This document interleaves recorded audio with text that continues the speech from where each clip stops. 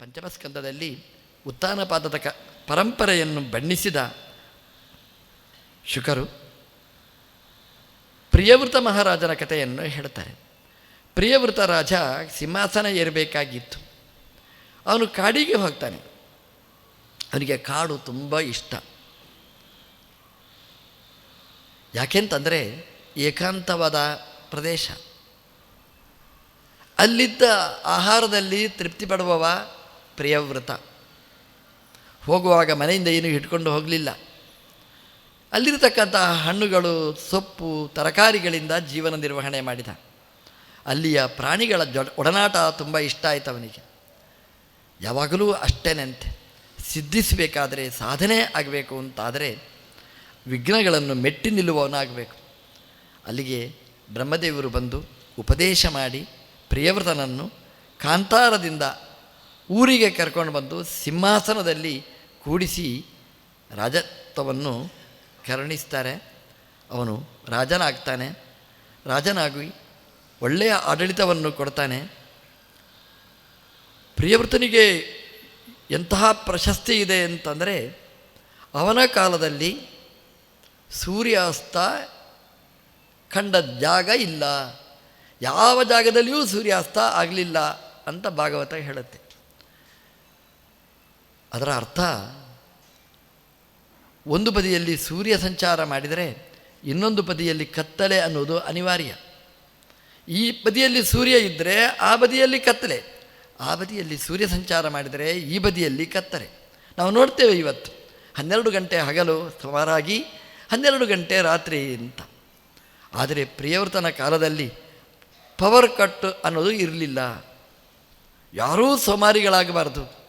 24 ತಾಸು ಕೂಡ ಹಗಲು ഇരുಳು ಒಂದೇ ರೀತಿಯಾಗಿ ಅವರ ಸಾಧನೆ ನಡೀಬೇಕು ಅಂತ ಪ್ರಿಯವೃತ ಕನಸನ್ನು ಕಂಡು ಒಂದು ಬದಿಯಲ್ಲಿ ತಾನು ಸಂಚಾರ ಮಾಡಿದಂತೆ. ಅವನ ತೇಜಸ್ಸಿನಿಂದಾಗಿ ಇಡೀ ಅರ್ಧ ಭಾಗಕ್ಕೆ ಬೆಳಕನ್ನು ಕೊಟ್ಟ ಅಂತ. ಅಂದರೆ ಸೂರ್ಯನಿಗೆ ಸರಿಸಮಾನವಾದ ತಾಕತ್ತಿರತಕ್ಕಂಥವನು ಪ್ರಿಯವೃತ. ಅಂದರೆ ಅವನ ಕಾಲದಲ್ಲಿ ಪವರ್ ಕಟ್ ಅನ್ನೋದು ಇಲ್ಲ, ಎಲ್ಲಿಯೂ ಬೆಳಕಿಲ್ಲ ಅಂತಿಲ್ಲ. ಇಡೀ ಜಗತ್ತಿಗೆ ಬೆಳಕನ್ನು ಚೆಲ್ಲಿದ ರಾಜ. ಈಚೆ ಕಡೆಯಿಂದ ಸೂರ್ಯ ಬಂದರೆ ಆಚೆ ಕಡೆಯಿಂದ ಪ್ರಿಯವೃತ, ಆಚೆ ಕಡೆ ಸೂರ್ಯ ಹೋದರೆ ಈಚೆ ಕಡೆಯಿಂದ ಪ್ರಿಯವೃತ. ಸೂರ್ಯನಿಗೆ ಸರಿಸಮಾನವಾಗಿ ಸಂಚಾರ ಮಾಡಿದ, ಇಡೀ ಜಗತ್ತಿಗೆ ಬೆಳಕನ್ನು ಚೆಲ್ಲಿದ ರಾಜ ಪ್ರಿಯವೃತ. ಪ್ರಿಯವೃತನ ಮಗ ಅಗ್ನಿಧ್ರ, ಅವನ ಮಗ ನಾಭಿ ಅನ್ನುವಂತಹ ರಾಜ. ಅವನಿಗೆ ಭಯನೇ ಇರಲಿಲ್ಲ ಅಂತೆ. ಆದರೆ ಒಂದು ಭಯ, ಅವನಿಗೆ ಸಂತಾನ ಇರಲಿಲ್ಲ ಅನ್ನೋದನ್ನು ಭಾಗವತ ಹೇಳುತ್ತೆ. ಮಕ್ಕಳಿಲ್ಲ ಅಂತಂದರೆ ಅವನ ಮಹಿಷಿಯಲ್ಲಿ ಮಕ್ಕಳಿರಲಿಲ್ಲ ಅಂತ. ಇದು ಭಗವಂತನ ಅಸಾಧಾರಣ ಧರ್ಮ. ಜನ್ಮಾದ್ಯಸ್ಯ ಯಥಾಹ ಅಂತ. ದೇವರನ್ನು ನಾವು ಪ್ರಾರ್ಥನೆ ಮಾಡಿದರೆ ಸಿಗಬಹುದು ಮಕ್ಕಳು, ಹೊರತು ಇಲ್ಲಿದ್ದರೆ ಮಕ್ಕಳು ಸಿಗುವುದಿಲ್ಲ. ಹಾಗಾಗಿ ಯಜ್ಞವನ್ನು ಮಾಡ್ತಾರೆ ಯಾಜ್ಞಿಕರು. ಯಜ್ಞ ಹೇಗಿತ್ತು ಅಂತಂದರೆ, ಆ ಯಾಗದಲ್ಲಿ ದೇವರೇ ಪ್ರತ್ಯಕ್ಷವಾಗಿ ಬಂದಂತೆ. ಯಾಗ ಅಂದರೆ ಹಾಗಿರಬೇಕು. ನಾವು ಕೊಟ್ಟ ಆಹುತಿಯನ್ನು ತಗೊಳ್ಳಿಕ್ಕೆ ದೇವರು ಬರಬೇಕು. ನಾವು ಕೊಡುವ ಆಹುತಿಯನ್ನು ಸ್ವೀಕಾರ ಮಾಡಲಿಕ್ಕೆ ದೇವರು ನಾಲಿಗೆಯನ್ನು ಚಾಚಬೇಕಂತೆ. ಪವಿತ್ರವಾದ ಅಗ್ನಿಯ ಅಧಿಷ್ಠಾನದಲ್ಲಿ ದೇವತೆಗಳು ಆಹುತಿಯನ್ನು ಸ್ವೀಕಾರ ಮಾಡಿದರು. ದೇವರೇ ಸ್ವತಃ ಬಂದಂತೆ.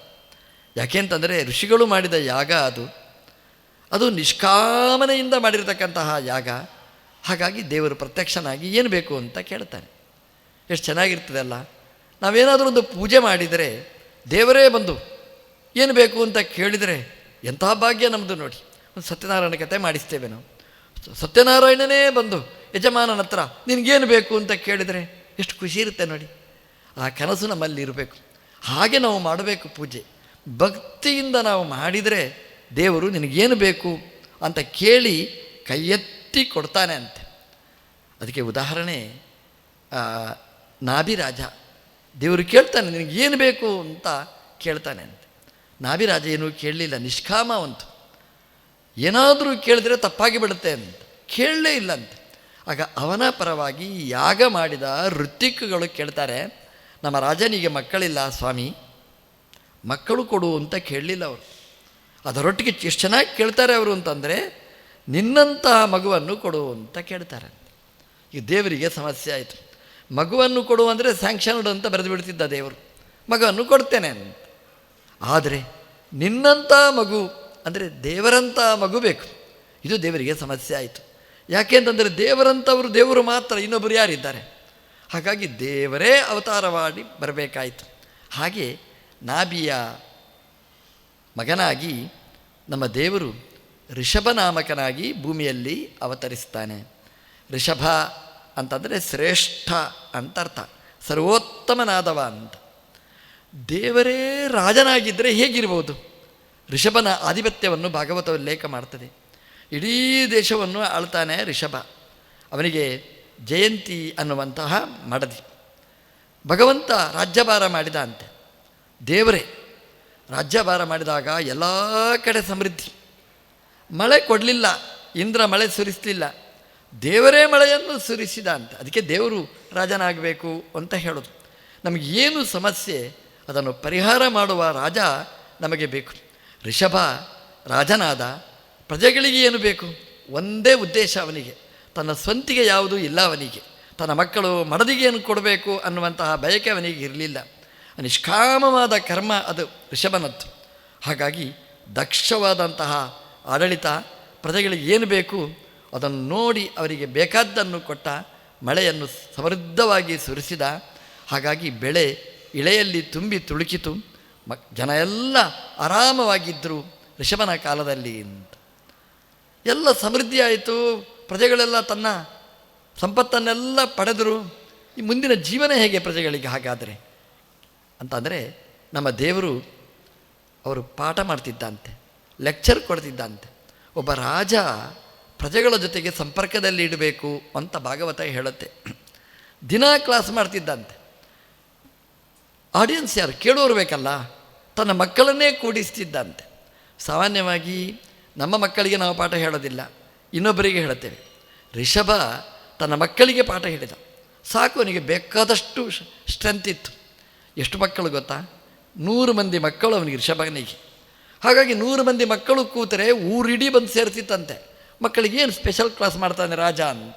ಎಲ್ಲ ಪ್ರಜೆಗಳಿಗೂ ಪಾಠ ಹೇಳಿದ ರಾಜ ದೇವರು ಋಷಭನಾಮಕನಾದ ಭಗವಂತ ಅಂತ ಹೇಳುತ್ತೆ. ನಮ್ಮ ರಾಜರುಗಳು ಪ್ರಜೆಗಳ ಜೊತೆಗೆ ಸಂಪರ್ಕದಲ್ಲಿರಬೇಕು. ಅದು ಮನ್ ಕಿ ಬಾತ್ ಏನೇ ಇರಲಿ, ಜನರ ಜೊತೆಗೆ ಸಂಪರ್ಕದಲ್ಲಿದ್ದರೆ ಅವನು ನಿಜವಾದ ರಾಜ ಅಂತ ಅನಿಸಿಕೊಳ್ತಾನೆ. ಋಷಭ ನೇರ ಸಂಪರ್ಕದಲ್ಲಿದ್ದ. ಪಾಠ ಅಥವಾ ಲೆಕ್ಚರ್ಸ್ ಅದರ ಮೂಲಕ ಪ್ರಜೆಗಳ ನಾಡಿ ಮಿಡಿತ ಅವನ ಕೈಯಲ್ಲಿ ಇರ್ತಿತ್ತು. ಚೆನ್ನಾಗಿ ರಾಜ್ಯಭಾರವನ್ನು ನಡೆಸಿದ. ಅದರಲ್ಲಿ ಮೊದಲನೆಯ ಮಗ ಭರತ ಅಂತ ಅವನ ಹೆಸರು. ಆ ಭರತ ಅವನು ಒಳ್ಳೆಯ ಸದ್ಗುಣ, ಅಪ್ಪನ ಹಾಗೆ ಗುಣವಂತನಾದವ. ಹಾಗಾಗಿ ಅವನನ್ನು ಸಿಂಹಾಸನದಲ್ಲಿ ಪಟ್ಟಾಭಿಷಿಕ್ತನನ್ನಾಗಿ ಮಾಡ್ತಾನೆ ನಮ್ಮ ದೇವರು ಋಷಭ. ಸಿಂಹಾಸನದಲ್ಲಿ ಕೂತ ತಕ್ಷಣ ತಾನು ಎಲ್ಲವನ್ನೂ ತೊರೆದು ಅವಧೂತಚರ್ಯೆಯನ್ನು ಚರಿಸ್ತಾನೆ. ಭಾಗವತ ಇಷ್ಟು ಚೆನ್ನಾಗಿ ಹೇಳುತ್ತೆ ಅವಧೂತಚರ್ಯೆ ಅಂತಂದರೆ, ನಿಂತುಕೊಂಡೇ ಮೂತ್ರ ಮಾಡೋದು, ನಿಂತುಕೊಂಡೇ ಆಹಾರವನ್ನು ತಿನ್ನೋದು, ಇಂಥದ್ದು ಅವಧೂತಚರ್ಯೆ ಅಂತ. ಅದು ಎಲ್ಲಿಯೋ ಮಲಮೂತ್ರ ವಿಸರ್ಜನೆ ಮಾಡ್ತಿದ್ದಂತೆ. ನಾವೆಲ್ಲ ಬೋರ್ಡ್ ಹಾಕ್ತೇವೆ ನೋಡಿ, ಇಲ್ಲಿ ಮಲಮೂತ್ರ ವಿಸರ್ಜನೆ ಮಾಡಬಾರ್ದು ಅಂತ. ಅಂಥ ಜಾಗದಲ್ಲೇ ಮಾಡ್ತಿದ್ದ. ಅವನಿಗೆ ಅವಧೂತ, ಯಾವುದು ಮಾಡಬೇಕು ಮಾಡಬಾರದು ಅದನ್ನು ಮೀರಿ ನಿಂತ ಶಕ್ತಿ ಅಂತ ಅದಕ್ಕೆ ಅರ್ಥ. ಅವಧೂತಚರ್ಯೆ ಭಾಗವತ ಎಷ್ಟು ಚೆನ್ನಾಗಿ ಹೇಳುತ್ತೆ ಅಂತಂದರೆ, ಮಲಮೂತ್ರ ವಿಸರ್ಜನೆ ಮಾಡಿದರೆ ದುರ್ಗಂಧ ಬರಬೇಕಲ್ಲ, ಆದರೆ ಒಂದು ಯೋಜನ ದೂರ ತನಕ ಅದು ಪರಿಮಳ ಬರ್ತಿತ್ತು ಅನ್ನೋದನ್ನು ಭಾಗವತ ಹೇಳುತ್ತೆ. ಯಾಕೆ ಅಂತಂದರೆ ದೇವರದು ಋಷಭ.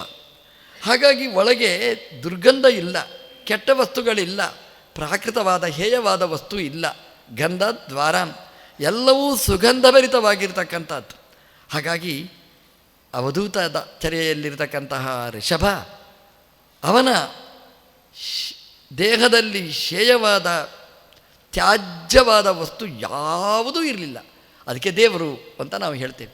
ದೇವಸ್ಥಾನದಲ್ಲಿ ದೇವರಿಗೆ ಅಭಿಷೇಕ ಮಾಡ್ತೇವೆ, ಅದನ್ನೆಲ್ಲ ನಾವು ತೀರ್ಥ ಅಂತ ನಾವು ಸ್ವೀಕಾರ ಮಾಡ್ತೇವೆ, ಅದನ್ನು ಹೇಯ ಅಂತ ಬಿಸಾಡುವುದಿಲ್ಲ.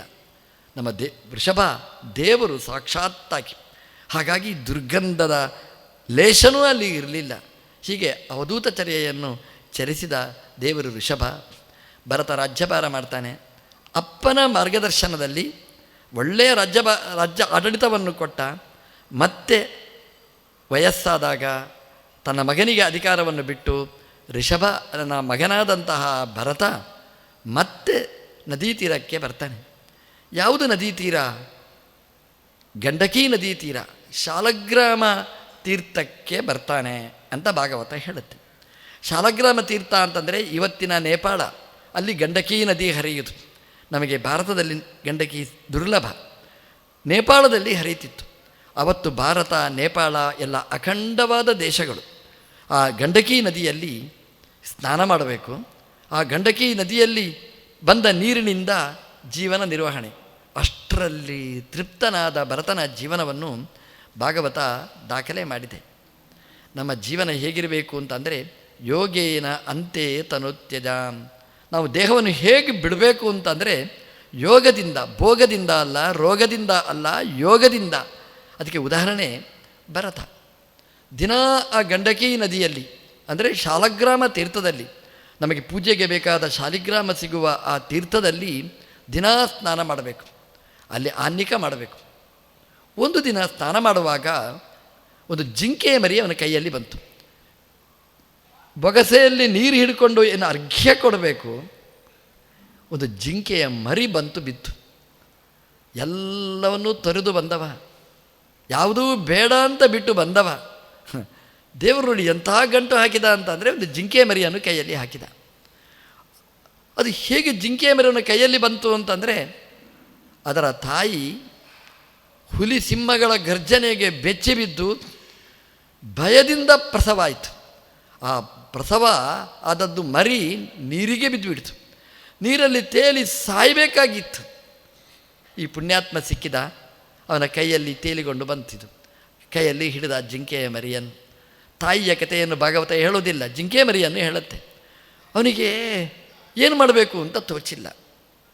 ಹಿಡ್ಕೊಂಡು ಬಂದ, ತನ್ನ ಆಶ್ರಮಕ್ಕೆ ಮೇಲೆ ಬಂದ. ಅದರ ಮೇಲೇ ದೃಷ್ಟಿ. ಪಾಪ, ತಬ್ಬಲಿಯಾದ ಮರಿ ಇದು, ಅಮ್ಮನನ್ನು ಕಳ್ಕೊಂಡಿದೆ, ಇದನ್ನು ಚೆನ್ನಾಗಿ ನಾನು ನೋಡಿಕೊಳ್ಬೇಕು, ದೇವರ ಕೋಣೆಗೆ ಹೋಗಬೇಕು, ಪೂಜೆ ಮಾಡಬೇಕು. ಅವನಿಗೆ ನನ್ನ ಜಿಂಕೆ ಮರಿಯಲ್ಲಿ ಹೋಯಿತು, ಅದರ ಕಡೆಗೇ ಲಕ್ಷ್ಯ. ಅಥಾತೋ ಬ್ರಹ್ಮ ಜಿಜ್ಞಾಸ ಅಲ್ಲ, ಅಥಾತ ಜಿಂಕೆ ಜಿಜ್ಞಾಸ ಆಯಿತು ಅವನಿಗೆ. ಜಿಂಕೆಯಲ್ಲೇ ಮನಸ್ಸನ್ನು ಇಟ್ಟ. ದೇವರಲ್ಲಿ ಪೂಜೆಗೆ ಅಂತ ಕೂತಿರ್ತಾನೆ, ಜಿಂಕೆಯದ್ದೇ ಆಲೋಚನೆ. ಕೊನೆಗೆ ಒಂದಿನ ಮರಣಾಂತವಾದ ಸ್ಥಿತಿ, ಜಿಂಕೆಯನ್ನು ಎಣಿಸಿದ, ದೇಹವನ್ನು ತ್ಯಾಗ ಮಾಡಿದ ಅಂತ ಭಾಗವತ ಹೇಳುತ್ತೆ. ಜಿಂಕೆಯಾಗಿ ಮತ್ತೆ ಹುಡ್ತಾನೆ. ಈ ಮಾತು ನಾವು ನೆನಪಿಟ್ಟುಕೊಳ್ಬೇಕಾದ್ದು. ಜೀವನದ ಗುರಿ ಯಾವುದು? ಇದು ಪರೀಕ್ಷಾ ಕಾಲ. ನಾವು ಅದಕ್ಕೆ ಅಧ್ಯಯನ ಮಾಡಲಿಕ್ಕೆ ನಾವು ಬಂದವರು. ನಮ್ಮ ಗುರಿ ಯಾವುದು ಅಂತಂದರೆ ಪರೀಕ್ಷೆ, ಕೊನೆಯ ಪರೀಕ್ಷೆ, ಎಕ್ಸಾಮ್. ಅದು ವರ್ಷಕ್ಕೊಂದು ಪರೀಕ್ಷೆ ಅಲ್ಲ, ಒಟ್ಟಿಗೆ ನಮ್ಮ ಇಡೀ ಜೀವನಕ್ಕೆ ಒಂದು ಪರೀಕ್ಷೆ. ಅದು ಯಾವುದು ಪರೀಕ್ಷೆ ಅಂದರೆ ಸಾಯುವ ಕಾಲ, ಅದು ಪರೀಕ್ಷಾ ಕಾಲ ಅಂತೆ. ಆ ಸಾಯುವ ಕಾಲಕ್ಕೆ ನಾವು ಏನು ಚಿಂತನೆ ಮಾಡ್ತೇವೆ ಅದಕ್ಕೆ ದೇವರು ಮಾರ್ಕ್ ಹಾಕೋದು. ಕೊನೇ ಕಾಲಕ್ಕೆ ನೋಡಿ, ಆ ಭರತ ಜಿಂಕೆಯನ್ನು ಎಣಿಸಿದ, ಜಿಂಕೆಯಾಗಿ ಹುಟ್ಟಿದ. ನಮ್ಮದು ದೇವರು ಮಾರ್ಕ್ ಹಾಕೋದು ಅದಕ್ಕೆ. ಕೊನೇ ಕಾಲಕ್ಕೆ ಏನು ಆಲೋಚನೆ ಮಾಡ್ತೇವೆ ನಾವು, ದೇವರು ಸರಿ ಸ್ಯಾಂಕ್ಷನ್ಡ್ ಅಂತ ಹಾಕಿಬಿಡ್ತಾನೆ. ಸಂತತಂ ಚಿಂತೆಯೇನಂತಂ ಅಂತಕಾಲೇ ವಿಶೇಷತಃ. ಮಧ್ವಗುರುಗಳು ಹೇಳ್ತಾರೆ, ಆ ಕೊನೇ ಕಾಲದಲ್ಲಿ ನಮಗೆ ದೇವರ ಸ್ಮರಣೆ ಬರಬೇಕು. ಹಾಗಾಗಿ ದೇವರ ಚಿಂತನೆ ಮಾಡಬೇಕು. ನಮ್ಮದು ಜೀವನ ಏನಾಗಿದೆ ಅಂತಂದರೆ, ದೇವಸ್ಥಾನಕ್ಕೆ ಬಂದರೆ, ದೇವರ ಕೋಣೆಗೆ ಹೋದರೆ ನಮಗೆ ದೇವರ ಚಿಂತೆಗಿಂತ ಜಾಸ್ತಿ ಮೊಬೈಲ್ ಚಿಂತನೆ ಇರ್ತದೆ. ನಮಗೆ ಯಾರು ಫೋನ್ ಮಾಡಿದರು, ಯಾರು ಮೆಸೇಜ್ ಉಂಟು, ಏನು ವಾಟ್ಸಪ್ಪು, ಇದರಲ್ಲೇ ತನ್ಮಯರಾಗಿರ್ತೇವೆ. ನಾವು ಭರತನಿಗೆ ಹೇಳ್ತೇವೆ, ಪಾಪ ಜಿಂಕೆಯಲ್ಲಿ ತನ್ಮಯನಾದ, ಜಿಂಕೆಯಾಗಿ ಹುಟ್ಟಿದ ಅಂತ. ನಮ್ಮ ಸ್ಥಿತಿ ಹೇಗಿರಬೇಕು ನೋಡಿ. ಅದು ಅಲ್ಲಿ ಫೋನ್ ಬರಲಿ ಬಿಡಲಿ, ಅಯ್ಯೋ ಬರ್ತಾ ಅಂತ ನಮಗೆ ಭಯ, ಬಂದು ಮಿಸ್ ಕಾಲ್ ಆಗಿಬಿಡ್ತದ ಅಂತ ಭಯ. ಹಾಗಾಗಿ ಅದನ್ನು ನೋಡಲಿಕ್ಕೆ ಅಂತ ನಾವು ಹೋಗ್ತೇವೆ. ಏನಾಗುತ್ತೆ ಗೊತ್ತಾ, ಮೊಬೈಲ್ಮಯ ಜೀವನ ಆಯಿತು ಅಂತಂದರೆ ನಮ್ಮ ಸಂತದಂ ಚಿಂತೆಯೇನಂತ. ಕೊನೇ ಕಾಲದಲ್ಲಿ ನಮಗೆ ಯಾವ ಚಿಂತೆ ಬರ್ತದೆ, ಅಯ್ಯೋ ನನ್ನ ಮೊಬೈಲಲ್ಲಿ ಯಾರು ಕರೆ ಬಂತೋ ಏನೋ ಗೊತ್ತಿಲ್ಲ, ಮೊಬೈಲ್ ಯಾರು ತೆಗೆದರೋ ಏನೋ ಗೊತ್ತಿಲ್ಲ ಅಂತ ಮೊಬೈಲ್ ಚಿಂತೆ ಮಾಡಿ ನಾವು ಮೊಬೈಲನ್ನು ಎಣಿಸಿಕೊಂಡು ಸತ್ತರೆ ಮುಂದಿನ ಜನ್ಮದಲ್ಲಿ ಮೊಬೈಲೇ ನಮಗಾಗಿ ಬಿಡ್ತೇವೆ. ಮೊಬೈಲ್ ಅಂಗಡಿಯಲ್ಲಿ ರಿಪೇರಿ ಮಾಡೋರಾಗಿ ಹುಡ್ತೇವೆ ಏನೋ ಗೊತ್ತಿಲ್ಲ. ಹಾಗಾಗಿ ಕೊನೇ ಕಾಲದ ಚಿಂತೆ ನಮಗೇನಾಗಬೇಕು? ನಮಗೆ ಭಗವಂತನ ಸ್ಮರಣೆ ಬರಬೇಕು. ಹಾಗಾಗಿ ಅದಕ್ಕೆ ಬೇಕಾಗಿ ದಿನನಿತ್ಯ ಒಂದಿಷ್ಟು ಹೊತ್ತು ಅಂತ ಭಗವಂತನಿಗೆ ಮೀಸಲಾತಿಯಾಗಿ ಇಟ್ಟರೆ ಆ ಕೊನೇ ಗಳಿಗೆಯಲ್ಲಿ ಭಗವಂತನ ಸ್ಮರಣೆ ಬಂತು ಅಂತಂದರೆ ಅದಕ್ಕಿಂತ ಮಿಗಿಲಾದ ಯಶಸ್ಸು ಯಾವುದೂ ಅಲ್ಲ. ಪರೀಕ್ಷೆಯಲ್ಲಿ ಉತ್ತೀರ್ಣರಾಗುವುದು ಅಂದರೆ ಇಷ್ಟೇ. ನಾವು ಯಾವುದೋ ಎಣಿಸ್ತೇವೆ, ಅದೇ ಆಗಿ ಬಿಡ್ತೇವೆ. ನಾವು ಹಾಗಾಗಬಾರ್ದು ಅಂತಾದರೆ ನಮಗೆ ಯಾವುದು ಬೇಕು ಅನ್ನೋದನ್ನು ನಾವು ಚಿಂತೆ ಮಾಡಿದರೆ ಭಗವಂತ ಅದನ್ನು ಕರುಣಿಸ್ತಾನೆ. ಯಂ ಯಂ ಭಾವಂ ಸ್ಮರಣಿಯಾತಿ ತ್ಯಜತಿ ಅಂತೇ ಕಲೇವರಂ ತಂ ತಮೈವೇತಿ ಕೌಂತೇಯ ಸದಾ ತದ್ಭಾವ ಭಾವಿತಾ. ಆ ಕೊನೆ ಗಳಿಗೆ ಅನ್ನೋದು ಅಮೃತಮಯವಾದ ಕಾಲ. ಹಾಗಾಗಿ ಯಾರು ಸಾಯುವುದಿದ್ದರೆ ಆ ಸಾಯುವ ಕಾಲಕ್ಕೆ ಹೋಗಿ ನಾನು ಯಾರು ಗೊತ್ತಾಯ್ತಾ, ಗೊತ್ತಾದರೆ ಏನಾಯಿತು, ಗೊತ್ತಾಗದಿದ್ದರೆ ಏನಾಯಿತು. ನಾವೇನು ಹೇಳಬೇಕು ಅಂತಂದರೆ ರಾಮ ಅಂತ ಹೇಳು, ಕೃಷ್ಣ ಅಂತ ಹೇಳು, ಗೋವಿಂದ ಅಂತ ಹೇಳು, ಶಂಕರನಾರಾಯಣ ಅಂತ ಹೇಳು ಅಂತ ನಾವು ಹೇಳಿಕೊಡ್ಬೇಕೇ ಹೊರತು ನಾನು ಯಾರು ಹೇಳು, ನಿಮ್ಮನ್ನು ಎಣಿಸಿದರೆ ಮುಂದಿನ ಜನ್ಮದಲ್ಲಿ ನಿಮಗೇ ಗಂಟು ಬೀಳ್ತಾನೆ ಅವನು ಅಷ್ಟೇ. ಹಾಗಾಗಿ ಕೊನೇ ಗಳಿಗೆಯಲ್ಲಿ ನಾವು ಭಗವಂತನ ಚಿಂತನೆ, ಕರ್ಣ ಸೂಕ್ತ ಅಂತ ನಮ್ಮಲ್ಲಿ ಹೇಳ್ತಾರೆ. ಆ ಕೇಳಬೇಕಾದ ಭಗವಂತನ ಸೂಕ್ತ, ಆ ಒಳ್ಳೆಯ ಮಾತನ್ನು ನಾವು ಕಿವಿಗೆ ಹಾಕಬೇಕಂತೆ.